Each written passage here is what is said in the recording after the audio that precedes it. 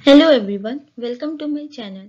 आज के इस वीडियो में हम एक और होम्योपैथिक मेडिसिन ग्रेफाइटिस के बारे में जानेंगे। जी हाँ, यह ग्रेफाइटिस मेडिसिन ग्रेफाइट से बनती है। वही ग्रेफाइट जो कार्बन का एक एलोट्रॉप है। ग्रेफाइट जो पेंसिल की नोक में या फिर कोई लुब्रिकेंट के रूप में या पॉलिशेस के रूप में यूज किया जाता है। अब आप लोगों को यह डाउट होगा कि ग्रेफाइट को कैसे हम होम्योपैथिक यूज में ला सकते हैं।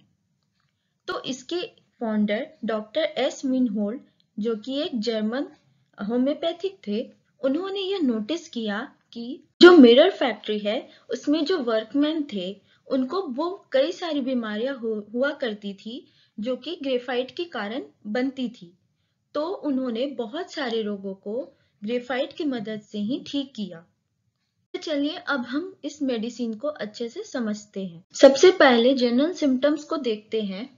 यह उन लोगों के लिए बहुत ही ज्यादा हेल्पफुल है जो बीमार होने के कारण मोटे हो गए हैं या मोटे थे और अब दुबले हो रहे हैं। बहुत ज्यादा मोटे लोगों को कब्ज का रोग हो जाने पर यह मेडिसिन का यूज किया जा सकता है। बहुत ही अच्छा पावरफुल खाजनाशक के रूप में इसको यूज कर सकते हैं या फिर त्वचा के किसी भी रोग हो जाने पर इसका यूज हो सकता है, लेकिन खासकर उन पेशेंट में ज्यादा अच्छी वर्क करती है जो कुछ तगड़े साफ रंग के होते हैं और जिनको चर्म रोग के साथ साथ कब्ज ज्यादा होता है। पुराने घाव जिसमें कैंसरस ग्रोथ हो गया हो यानी कैंसर का रूप ले लिया हो, तो इसमें ग्रेफाइट बहुत ही अच्छा वर्क करती है। अब हम माइंड से लेके बॉडी तक के सिम्टम्स को देखते हैं। शुरू करते हैं माइंड से। पेशेंट को हर समय डर सा लगा रहता है और बहुत ज्यादा भावुक हो जाता हो या फिर किसी भी फैसले को करने में मुश्किल होता हो, उदास सा बैठे रहता हो और दिमाग में किसी परेशानी को लेकर हमेशा सोचते रहता हो, परेशान रहता हो, तो ग्रेफाइटिस हेल्पफुल होती है। भी काम को करने में मन नहीं लगता हो या फिर जब पेशेंट किसी भी मेंटल वर्क को फिनिश करने का कोशिश करता है या फिर उस मेंटल वर्क के बारे में सोचता भी है, तो उसे इतना ज्यादा इंटेंस आशंका रहती है कि वह बहुत ही बेचैन हो जाता है। अगर पेशेंट को अपने बचपन या जवानी की हर बातें याद रहती है लेकिन हाल फिलहाल की घटनाओं को ही भूल जाती है, तो इन केसेस में ग्रेफाइटिस अच्छा वर्क करती है। छोटी छोटी बातों पर जजमेंटल होने लगती है और साथ ही बहुत डावाडोल होती है। वह अपना मन स्थिर नहीं कर पाती कि क्या करना है और क्या नहीं करना है। तो अगर ये सारे मेंटल सिम्टम्स आपको देखने को मिलते हैं तो इसमें ग्रेफाइटिस बहुत ही अच्छा वर्क करती है। पेट के सिम्टम्स में आते हैं।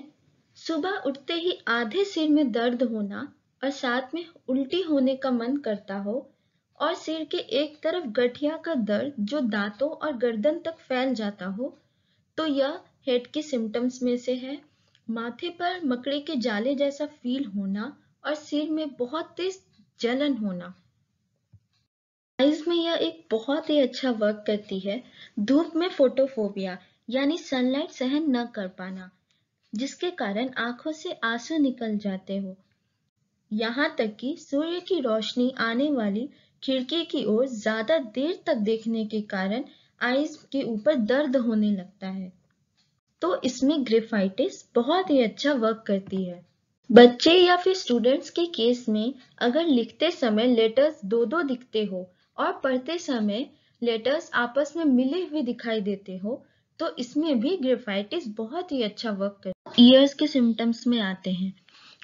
अगर खाना खाते वक्त कानों में आवाज होता हो और कान के अंदर और पीछे तरफ दरारें जैसी हो और साथ ही साथ ऊंचा बोलने पर ही सुनाई देता हो या कानों के अंदर अजीब सी आवाज होती रहती हो, तो ऐसे सिम्टम्स में ग्रेफाइटिस बहुत ही हेल्पफुल होती है। अब नेक्स्ट माउथ के सिम्टम्स में आते हैं। मुंह से अगर बहुत तेज बदबू आता हो जो कि थोड़ा यूरिन जैसा स्मेल सा लगता हो और सांस में से भी गंदी सी बदबू आती हो, तो यह ग्रेफाइटिस के सिम्टम्स है। अगर जीभ पे छाले हो गए हों और बहुत ही ज्यादा क्वांटिटी में लार गिरने लगा हो, तो ग्रेफाइटिस इसमें भी बहुत ही अच्छा वर्क करती है। अब हम फेस या फिर चेहरे के सिम्टम्स पर आते हैं। चेहरे पर ऐसा फील होना जैसे कि मकड़ी का जाला सा बिछा हुआ हो, तो इसमें ग्रेफाइटिस बहुत अच्छा हेल्पफुल वर्क करती है। चेहरे पर खुजली के साथ अगर फुंसियां निकल गई हो और मुंह के चारों ओर या फिर दाढ़ी पर गीली सी हर्पिस हो गई हो, जिसमें चेहरे पर जलन और कीड़े के डंक मारने जैसा महसूस होता हो, तो ऐसे केसेस में भी ग्रेफाइटिस बहुत ही अच्छा वर्क करती है। स्टोमक के केसेस में आते हैं।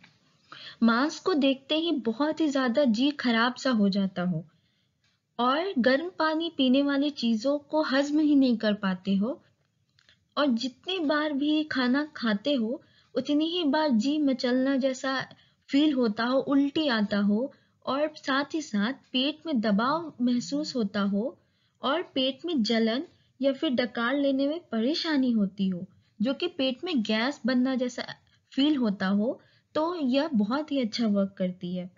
गैस के केसेस में पेट में इतना भारी हो जाता है कि ऐसा लगे जैसे कि बहुत सारा गैस भरी हुई हो, जिसके कारण कपड़ों को ढीला करना पड़ता हो और पेट में अजीब अजीब सी आवाजें होती हो और जिस करवट लेटे उसकी तरफ दर्द होता हो, और साथ ही साथ पुराने दस्त के रोग जिसमें पानी जैसा मैले या गंदी रंग का एक्सक्रीट होता हो, जिसमें बहुत तेज बदबू आता हो, और या फिर और उसके साथ में एनस में दर्द और खुजली भी होता हो, तो इन सभी केसेस में ग्रेफाइटिस बहुत ही हेल्पफुल होती है। एक्सक्रीमिटीज यानी हाथ पैर और शरीर के अंगों से रिलेटेड सिम्टम्स को देखते हैं। शरीर के अंगों, गर्दन के जोड़ों या कंधों और पीठ में दर्द रहता हो, स्पेशली जांघ के बीच के हिस्सों में छिल जाने जैसा दर्द महसूस होता हो, तो ग्रेफाइटिस इसमें हेल्पफुल होती है। हाथ की उंगलियों के नाखून काले, मोटे और खुरखुरे से हो जाते हों, में भी ग्रेफाइटिस बहुत अच्छा वर्क करती है। अब हम स्किन यानी त्वचा के सिम्टम्स को देखते हैं। स्किन बहुत ही ज्यादा सख्त हो जाता है और साथ में अगर खुदरी हो गया हो, तो वैसे केसेस में ग्रेफाइटिस हेल्पफुल होती है। त्वचा पर वैसे फुंसिया जिसमें हर समय म्यूकस निकलता रहता हो, तो ग्रेफाइटिस ले सकते हैं। अगर स्किन पर कहीं भी चोट लग जाने पर अगर पक गया हो, तो इन केसेस में भी ग्रेफाइटिस हेल्पफुल होती है। मुंह और पैरों के बीच के भागों में और एनस पर दरारें सी पड़ गई हो या पैरों में सूजन भी आ गया हो, तो इन केसेस में भी ग्रेफाइटिस बहुत ही अच्छा वर्क करती है। अब इसके डोजेस के बारे में बात करें तो यह मेडिसिन 6x से 30 के बीच में यह डोज ले सकते हैं, जो कि पेशेंट के तकलीफों के बेसिस पे ही दिया जाता है।